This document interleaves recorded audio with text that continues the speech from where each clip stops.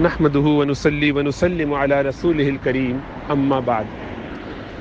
یہ خیال کہ حالات بہتر ہو جائیں، یہ جملہ یا یہ خواہش زبان زد عام ہے. دل میں اس بات کی تمنا، دعاؤں پہ اصرار، دوسروں سے بھی تقاضا اور خود بھی یہ دعائیں لبوں پہ رہنا بڑا ایک عام معمول ہے. اب انسان سوچتا رہتا ہے اور حالات کو بہتر کرنے کی فکر میں لگا رہتا ہے. انسان کی عادت ہے، فطرت ہے، وہ چاہتا ہے کہ حالات بہتر ہوں. اب اس میں اس کو دو عنوانات سے دیکھنا چاہیے. حالات بہتر ہوں کہ بنیادی ضروریات کے حوالے سے دنیاوی معاملات، حالات، کیفیات بہتر ہو جائیں، یا یہ دینی حوالے سے. اگر اس کو ہم دینی اعتبار سے دیکھیں تو اس کی فکر کرنا نہ صرف محمود ہے بلکہ مقصود اور مطلوب ہے. یہی کوشش ہونی چاہیے کہ ہمارے دینی حالات بہتر ہو جائیں.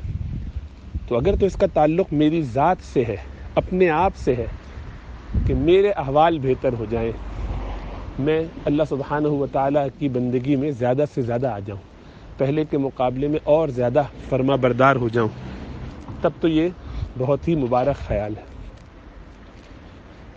لیکن عموماً حالات بہتر ہو جائیں یہ جملہ یا یہ خیال اس لیے آتا ہے کہ ہم جن حالات میں ہوتے ہیں اس کو کافی نہیں سمجھتے، بلکہ ایک گناہ اس سے ہمیں شکایت ہوتی ہے.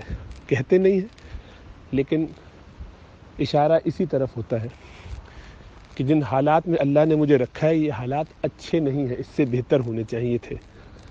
بعض کو تو یہ خیال اس لیے ہوتا ہے کہ وہ اپنا یہ حق سمجھتے ہیں کہ ان کو اس سے بہتر حالات میں رکھنا چاہیے تھا، اللہ نے نہیں رکھا. گویا یہ ناشکرے پن کی یا اللہ پر بھروسے میں کمی کی ایک علامت یا دلیل ہوتی ہے یا ہو سکتی ہے. تو اس لیے نفس کو جانچنا چاہیے. اس لیے عام طور پہ آپ لوگوں سے پوچھیں، مغرب میں تو یہ بڑا کامن ہے، بہت ہی عام ہے.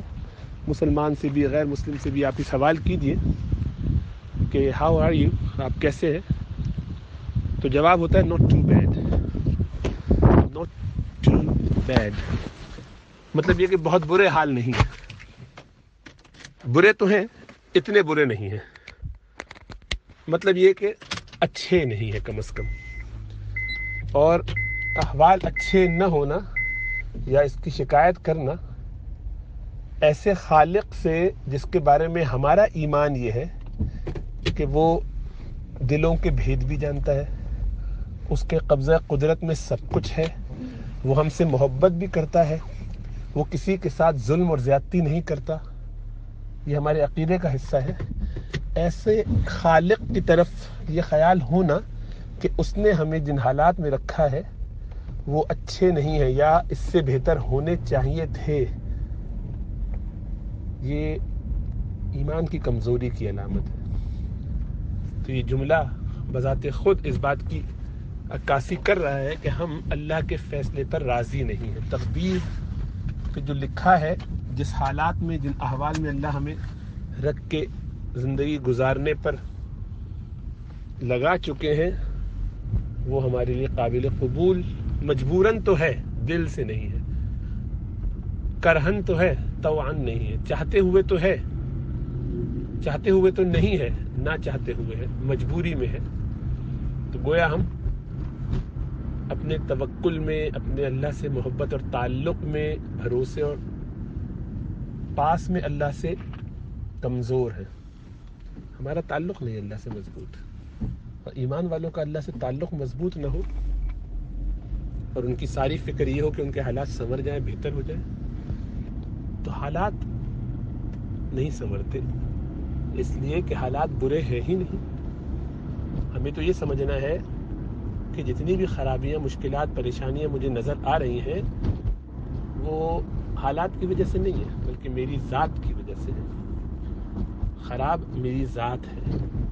اللہ فرماتے ہیں قرآن میں، ان اللہ لا یغیر ما بقوم حتی یغیروا ما بانفسہم. اللہ سبحانہ و تعالی لوگوں کے احوال نہیں بدلتے جب تک کہ وہ اپنے احوال، اپنے حالات خود ہی درست نہ کر لیں. تو جب بھی حالات خراب نظر آئیں ہمارے معیار پر بھی، تب بھی یہ سوچا جائے کہ یہ میرے ہی کسی گناہ کی وجہ سے، میری ہی کمزوریوں کوتاہیوں کی وجہ سے ہے۔ اور اگر ایسا نہیں ہے اور گناہوں کی طرف توجہ کی اور اللہ کے فضل سے، کرم سے گناہوں سے بچ بھی گئے اور نہیں ہو رہے کوئی گناہ، اللہ نے فضل فرمایا ہے، عافیت سے رکھا ہے، عموماً گناہوں سے بچ جاتے ہیں، اللہ کی فرما برداری، نبی کی سنت کے مطابق زندگی گزر رہی ہے تقویٰ کے ساتھ، اخلاص کے ساتھ، تو اس کا مطلب یہ ہے حقوق اللہ، حقوق العباد میں کوئی کوتاہی نہیں ہو رہی ہے کہ اب اللہ سبحانہ و تعالیٰ کی طرف سے یہ آزمائش ہے اور مجھے آزمائش میں پورا اترنا ہے۔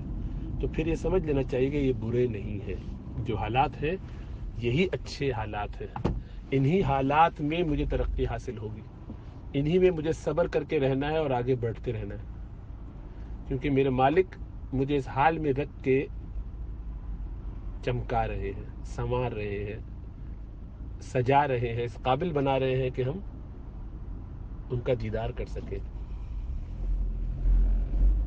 یعنی ابھی ہم آزمائے جا رہے ہیں، تیرے قابل بنائے جا رہے ہیں۔ تو یہ ہمارے ساتھ اللہ سبحانہ و تعالیٰ معاملہ فرما رہے ہیں، سجا سورا کر، جیسے نئی دلہن اور نئے دلہا کے لیے جب وہ جاتے ہیں خوب مل کے، پرانے زمانے میں تو اپٹن وغیرہ لگاتے تھے، صابن، کبھی کبھی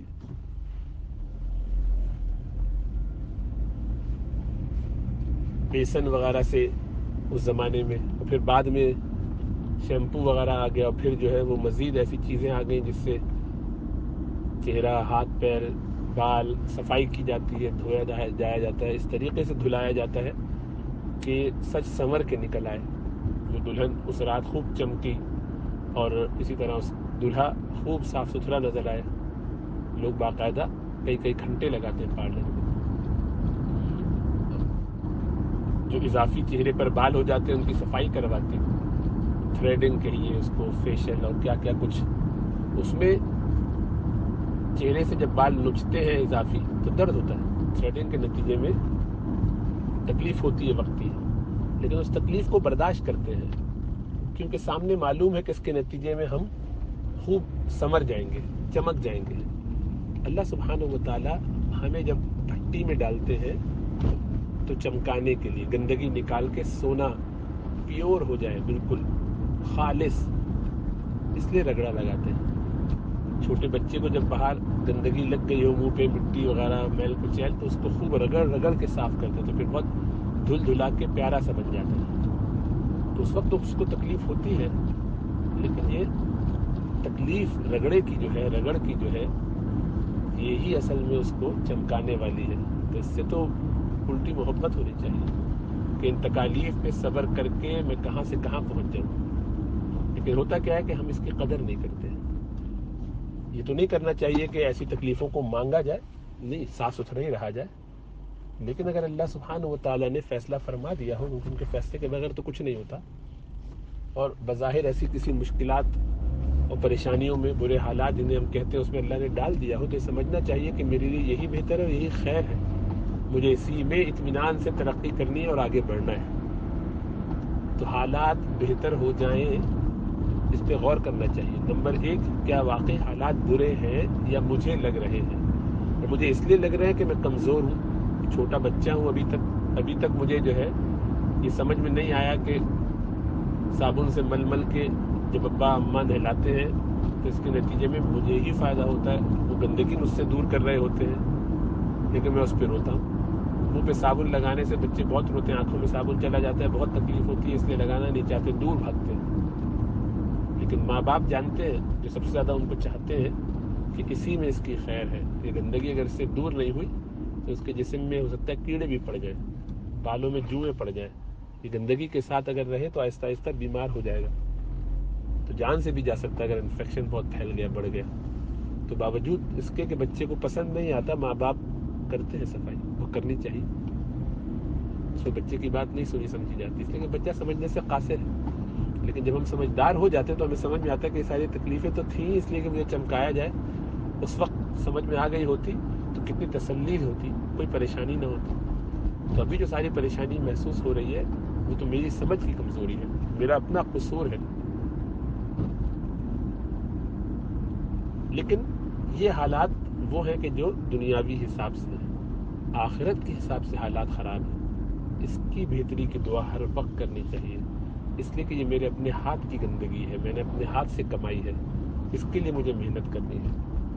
جب ہم یہ کہتے ہیں کہ حالات بہتر ہو جائیں اس کی دعا کیجیے، یہ حالات بہتر ہو جائیں اس کی کوشش کر رہا ہوں، یہ کر رہی ہوں، تو پہلے اپنے آپ سے سوال کرنا چاہیے یہ حالات نمبر 1 کیا واقعی خراب ہے یا مجھے لگ رہے ہیں. نمبر 2 یہ جو حالات خراب ہیں اس میں میرا قصور ہے، میری کوتاہیاں، میری کمزوریاں، اس کی وجہ سے میری ایمانی کیفیت، عملی کیفیت، تزکیے کی کیفیت کمزور ہے. تو پھر مجھے اس پر محنت کرنی ہے، اس کے لیے دعائیں بھی کروانی ہے اور دوا بھی کرنی ہے، اور بہت زیادہ محنت کرنی ہے. تو ایمرجنسی کی صورت ہے، اس کے لیے تو شاید ہاسپٹل بھی جانا چاہیے، روحانی ہاسپٹل، تاکہ اصلاح ہو سکے، معاملات درست ہو سکے. اور لیکن نہیں، یہ نہیں ہے، بلکہ یہ تو لوگوں نے مشکلات کی ہوئی ہیں. تنخواہ اچھی نہیں ہے میاں کی، نوکری اچھی نہیں مل رہی، بچے اچھے نہیں چل رہے ہیں، کمائی نہیں ہو پا رہی ہے. تو پھر یہ سمجھ لینا چاہیے کہ میں اللہ کے فیصلوں پر راضی نہیں. اور اللہ کے فیصلے پہ جو لوگ راضی نہیں ہیں انہیں تو اپنے ایمان کی بھی خیر بنانی چاہیے. انہیں اللہ پر بھروسہ جیسا ہونا چاہیے. اگر ان کو نہیں ہے وہ تو بڑے خطرے میں ہیں. ان کو تو اس بات کا احساس بھی نہیں ہو رہا. پہلی والی صورت میں یعنی جو نمبر 2 تھی، اس میں اپنے اعمال خراب تھے، یہ اس سے زیادہ خراب ہے جب اس کو فکر دوسروں کی ہے. اس کو یہ احساس ہی نہیں ہے کہ میرے گناہوں کی وجہ سے میرے ساتھ کیا معاملہ ہو رہا ہے، بلکہ اس فکر میں ہے کہ دوسرے کیا کر رہے ہیں، دوسروں کو کیا کیا کرنا چاہیے، میرے کیا کیا حقوق ہے جو مجھے نہیں دیے جا رہے. گویا یہ اپنے آپ کو دنیا ہی کی زندگی میں الجھائے بیٹھا ہے، اسی گندگی کے ڈھیر میں پڑا ہوا ہے اور بہت مطمئن ہے. اس کو تو یہ احساس ہی نہیں ہو رہا کہ اس کے اندر غلطی کیا کیا ہے. یہ اور زیادہ خطرے میں ہے. اپنے معاملات کو درست کرنے کی توجہ اس کو ہے نہیں، جو وبال کی بات ہے.